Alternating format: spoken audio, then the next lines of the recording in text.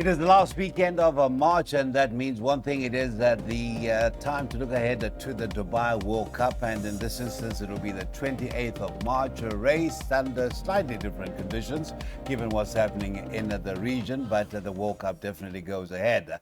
We are a week away from the end of our championship here on the Highveld, and it will be the end of the Triple Tiara, leg number 3. And Hazy Daisy, can they do it? The speed stable, they sound pretty confident that they can do it, and it will be a very, very welcome thing indeed. But let's build up to that with the racing on the same track, standside track. We have 9 races on the program, and we're going to go straight into the bipod. With me is Daryl Marie. A very good morning to you, and let's just talk about the racehorse. But you want to tell us about the first timer before we go to the racehorse. Morning to you too. Thanks, S. Thanks to Matt de Kock, proudly sponsored by Lucky Fish, for sending through a comment for number 6, Mega Awesome. He's a big, strong horse, probably looking for further, but he's shown enough to be included in all bets. So they're expecting a forward race from number 6, Mega Awesome. I've opted to go numbers 2 and 3 in the bipods. Now, number 2, unfortunately, once again, doesn't crack a draw. But last time out, he was very impressive. The reason being is he was exposed on the inside. There was no pace on the inside. He had no cover, and he still ran all the way to the line. And Mr. Terry said he's going to be looking for further. Now, the dam went up to a mile. Unfortunately, he's cracked an awful draw, but I'm sure he'll be given a chance and allowed to finish his race off once again. Number 3, Dad's Dream, and number 1, Dear Doc, have met in the past. Dear Doc was making his debut. Dad's Dream was having his 3rd run. But since then, Dad's Dream has been gelded. Dad's Dream is 3 kgs better off. And Dad's Dream has drawn Storgate number 1. So another one that should appreciate being stepped up in trip. I've got numbers 2 and 3. I expect to go close to doubling up. That's if number 6 doesn't split them. Thank you very much, by the way, for sharing that important information, because sometimes we tend to just be blinded by the form of horses like Prayers and Promises. Thanks so much to your informant as well. That is leg 1 of the bipod race, number 2 off at 12:45. 2 and 3 should see us through that first of 6 legs. All right, so race number 3, it does look ahead to that next weekend's meeting. That is the championship. It is a SA Derby for April. Maiden plate for fillies and mares over the 1160. Unfortunately, no Triple Crown contenders, but as mentioned, it is certainly a Triple Tiara contender in place.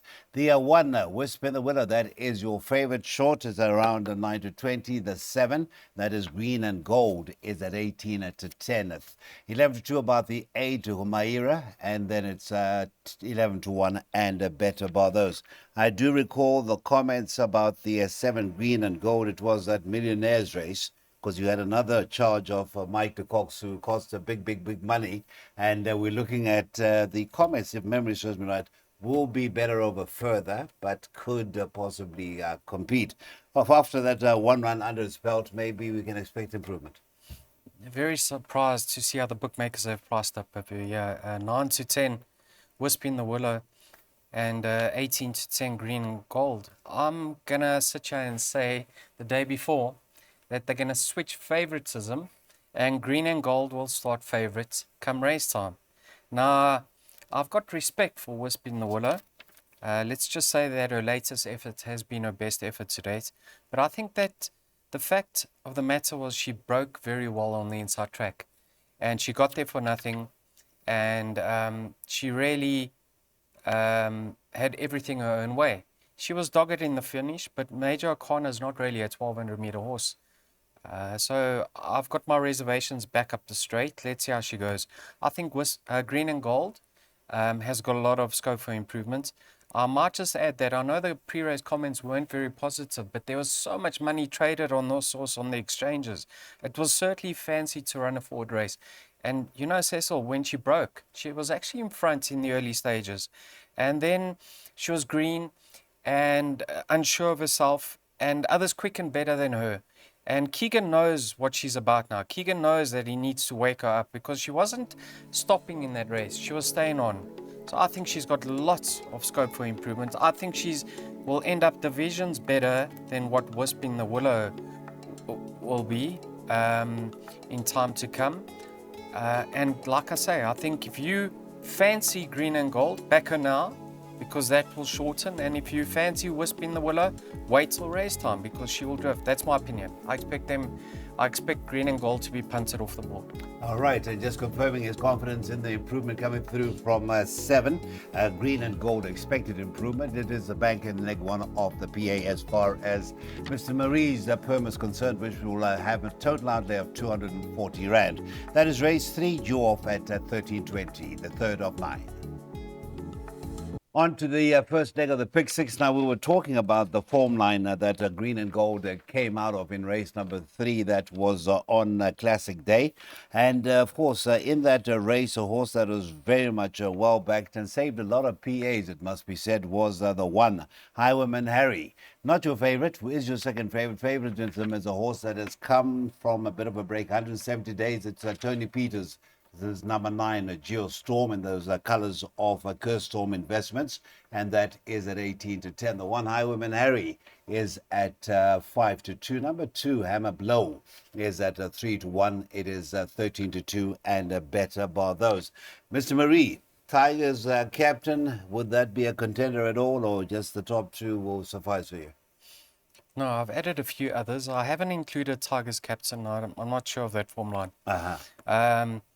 Now, Highwayman Harry, I mean, says he runs his best races. Up the turffontein straight, especially over 1160. Hopefully that form line's been franked by now.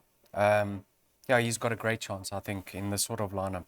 Number 2, Hammer Blow says.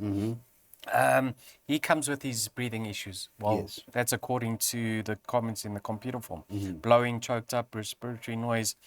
But I liked his effort last time out. I think he can be a contender here, but if you like his chances, you have to respect number 3, Gunboat. I mean, Gunboat beats him behind Continental King, and his form's not really that expiring. So for that reason, Hammer Blow's my 4th choice. Number 9, Geostorm. Now, have a look at his breeding. He's a full brother to the champ, Buffalo Storm Cody. Unfortunately, I sit here and say I'm unsure of the reason why he was arrested for close on 6 months. That's disappointing because I hoped you'd come up with a conspiracy theory or the facts. Yeah. And I'm also unsure on his well-being going into this race. But, you know, I wasn't a fan of that form line, but I just want to point this out that Space Missions won from there, Copper Clips won 2 from there, Stony Woods won 2 from there, and he's so well bred that if he's fancy to make a winning return, I can see him fighting it out. And then I've also included number 10, which I believe is the improver in the race, Rip Wheeler. He was drawn 1 last time out. He actually challenged at the 400, I think with a much more patient ride. Calvin knows him this time round in a race. You can get closer to number 1, Highwayman Harry. So, opening leg of the pick 6, it's very, very costly. 54 and 1%. Do get involved because I think we've got a great chance of catching it. 1, 2, 9, and 10 are the numbers. That is Highwayman Harry. The 2, Hammer Blow. The 9, that is coming off that break, your current favorite, Geostorm. And the improver number 10, Rest in Peace, Wheeler, I do believe. That is the 3-year-old son of a Fire Away, or it could be Rip Wheeler. But either way, that is the declared charge included in that selection. Right, our first jackpot starts in race number 5. It is a for hospitality bookings. Call 011 681 1796 middle stakes. It's over the 1160, and what a way to start that jackpot. The favorite is the 5, the specialist, who's going for 3 on the bounce, and that is at 4-1. 5-1 is the 10 lead the charge. Number 6, Echo Check, last seen running, and on the 29th of November, Summer Cup Day, when reported to have choked up, there is at 6-1, and it's looking at 13-2 and better bar those. Well, what a way to start. The specialist, is always good to see champions or horses with ability rediscover their form. But I see that the last Duke is the horse that quite a few shooties are tipping as the value in the race, and the last Duke, rightly so, does look to be quite a bit of value. That is at 12-1. I also believe he's overpriced. Last time out, they tried him around the bend of the 1400. He emptied out. Penultimate start in the tab national currency, I think it was. Yes. TAB national currency. Oh, yes, that was won by Jeff Slice and Miami Mount. Yes, Yes. that was a great run. And we saw Zala Torres come out to frank that form. Yeah, I think he's a huge runner. The specialist, what can we say? Keegan DeMello is going for 3 from 3 on him. He's obviously, I wouldn't say bounced back to his best, but he reached the competitive mark, and now he's slowly found his feet again. Keegan knows how to ride him. I respect him. If you like him, you have to have respect for Lead the Charge. Obviously, he says. 2.5, is he 2.5 kgs better off for a half a length? Lead the Charge loves the turffontein straights himself. Lead the Charge is drawn on the right side and never far off, so he has to be included. +4.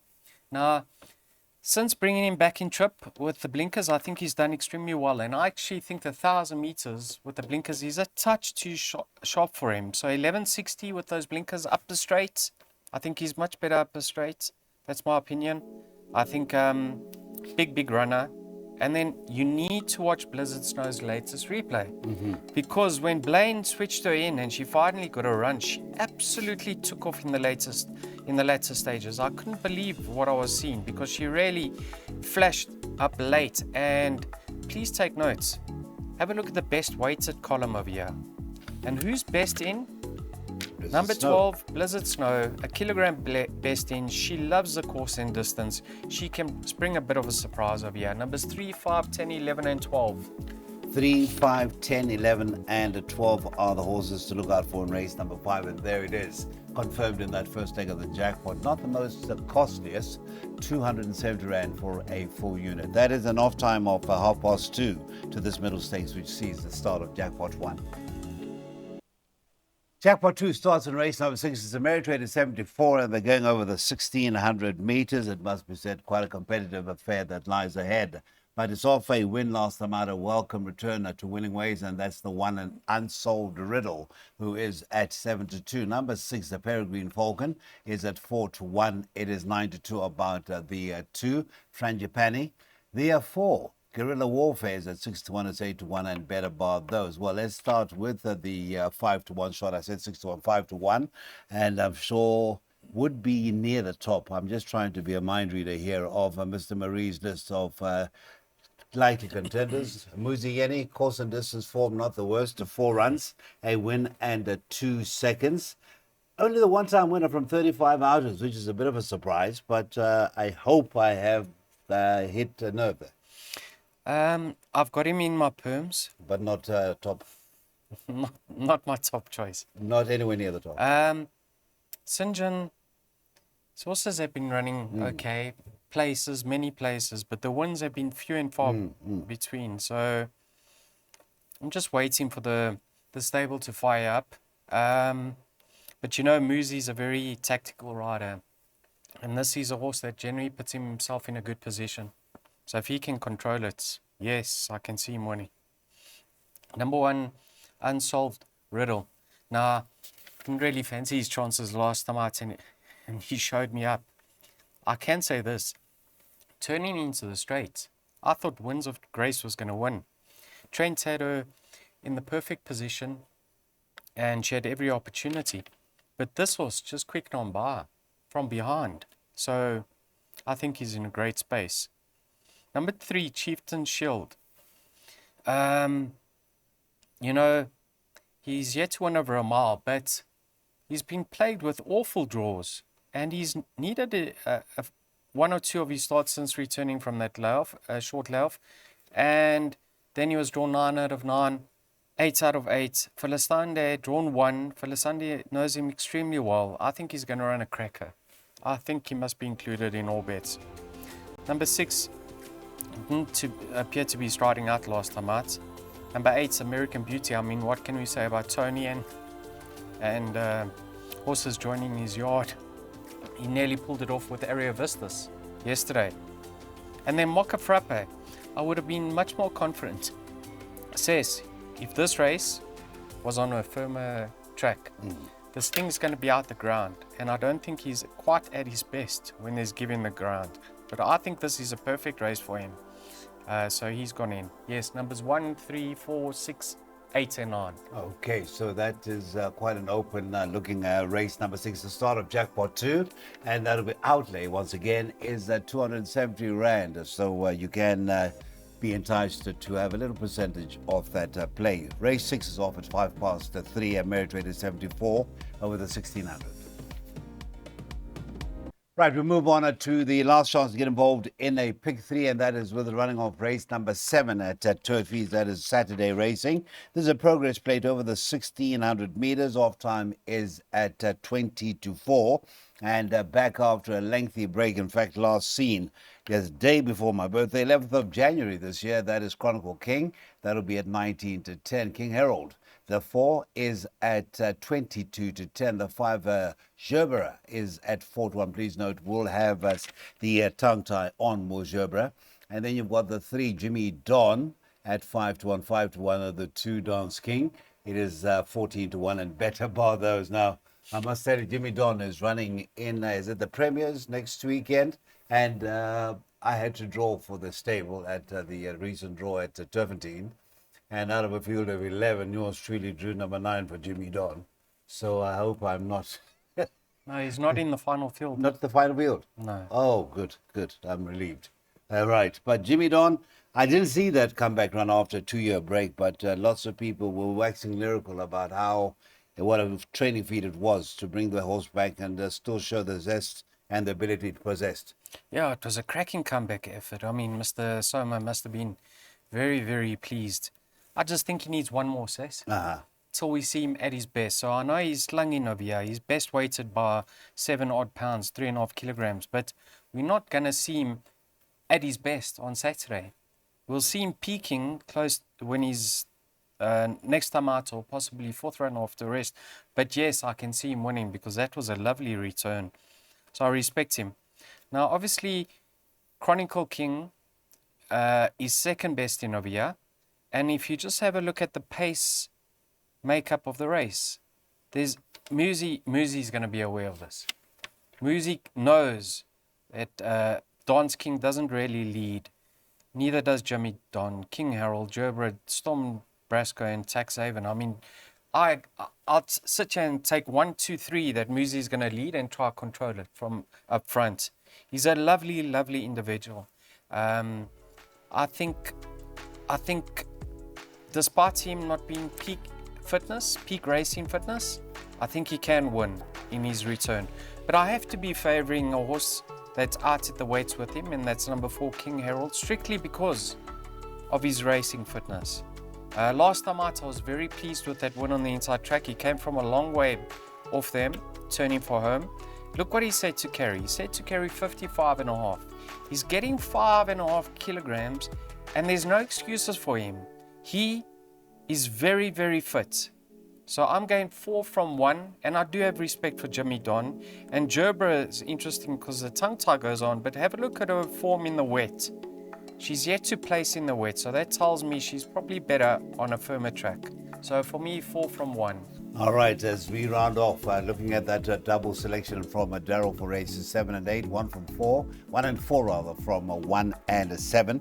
And as we round off, Care forgot the form line yesterday wasn't done any favors whatsoever. Right, so we have got a very decent sort in race number 8, looking to make it 5 on the bounce. But now it's really was looking at the card and saying I really want to hear Daryl's assessment of this particular race. And I'm talking about the 1 Precocious, who is at 11 to 10. Number 8, Mystical Miss, is at 16 to 10. Number 7, Fiery Rose, is at 7 to 1, 10 to 1, and a better bar those. Now, Precocious, is this not really vulnerable to the likes of 8, Mystical Miss, or you feel that precociousness will indeed prevail and it could be 6 on the bounce? Have a look at Mystical Miss. Her rating. Yes. She's coming down. 96 to 83. So, based on that, one can sit here and say that she's not improving. Mm-hmm. That's the way. This is exactly what I was looking forward to last night. That's the way the handicappers are portraying it.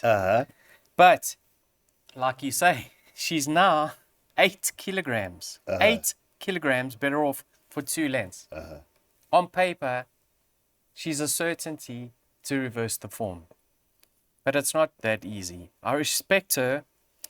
She's getting there slowly, but Precocious, on the other hand, is flourishing. So would I be surprised to see Precocious confirm that form despite the 8 kg turnaround? No, absolutely not. But I don't make a pointer, Cess, because he has a filly, a 3-year-old filly, that's only had 4 starts to date, and that's number 7, Fiery Rose. Now, I mentioned last time out, the comments were that she would need it, and she blew the field away. I mean, Stony Woods 1-2 and placed. Gambati's 1-2 and placed a few times, I think. No, Gambati's 1-2. And have a look what date she won on. She won on the 11th of Jan. Have a look what date Precocious won, the 11th of Jan. Now, they ran on the same day. Precocious's time was a neck quicker, but she was carrying 2.5 kgs more. Now, she's carrying 8 kgs more. I'm saying if Fiery Rose or Fairy Rose is ready after this short break, I wouldn't be surprised to see her give Precocious a proper run for her money. So 1 and 7 for me. And if you're playing trifectas and exactas, put in the 8 for second and third. That's why we pay you the big bucks, Mr. Marie. You have really sort of dissected the race, but you still see Precocious being a force in the race. 7, Fire Road, the biggest threat. That is the race number 8, certainly something to behold when it comes to that penultimate tomorrow at Turffontein. We now head on to the lucky last race, stand number 9, the next Turffontein race meeting Saturday, the 4th of April. That is Champions Day. And we do have that world pool once again in operation for the grade 1s that will be there. That will be 3 grade 1s. 1,000 meters is a trip to race number 9, and the consistent number 1, Blind Fire, from the Tony Peter stable, my apologies, is your favorite, and that is at 5-2 or thereabouts. The 3, Trampaneo, is at 5-2. The 5, Kia Kaha, is at 5-1. It is 13-2 and a better bar those. 1,000 meters and fillies and mares 76, Mr. Marie, 10 runners carded to face up. And what are we going to do here as far as the last race is concerned? Do we stick with Blind Faith or the Van Furen trained, Werner's owned, and Jamela ridden? Trampaneo will give some cheek. Should give her cheek. Now, on paper, you're going to be favouring Blind Fire because she beat her behind Dealmaker. And they meet each other at the exact same weight terms. But I've got a suspicion that Tempranillo is better at Turffontein. I don't know. But you know what says, Johan Janssen van Vuren hasn't been sending out a lot of runners, but they're running extremely well. And I believe this filly is better than her form. Have a look at Bonfire. She's in great form. But she got bumped up another 3 pounds for her second last time out. So it's not going to be easy. And she loves the Val. Let's see how she goes. Like I say, I've got a preference for Tempranillo, and I think she's going to reverse the form. Okay. Now, number 4, Lovable. Would have preferred over 1160, but I think you can just put a line through her last start. That was around the bend. I mean, there's no way on earth that she can finish last in a field of that nature. So, excusable run. She'll bounce back. I mean, she's much better than that effort. My PA, I'm just thinking about it. I went 3 and 6. I should have gone 3 and 4. But the 4, I respect. Now, Kia Car, you can see Gavin rode My Dear Friend to victory last time out. And not too sure if he had the choice of rides. But I do sit here and say that he's riding Kia Car this time round. She's a little bit of a temperamental filly. She can get worked up in the pens. She's drawn towards the inside. But you have to respect Gavin's opinion. And then last time out, My Dear Friend, I mean, she pinged those gates. She was on the front foot with those blinkers over 1,000 meters. I think they found winning a winning formula for my dear friend. I know she's now for 77, but I wouldn't be surprised to feature because the stable were very, very disappointed with her performances on the track, and they knew she was better than that.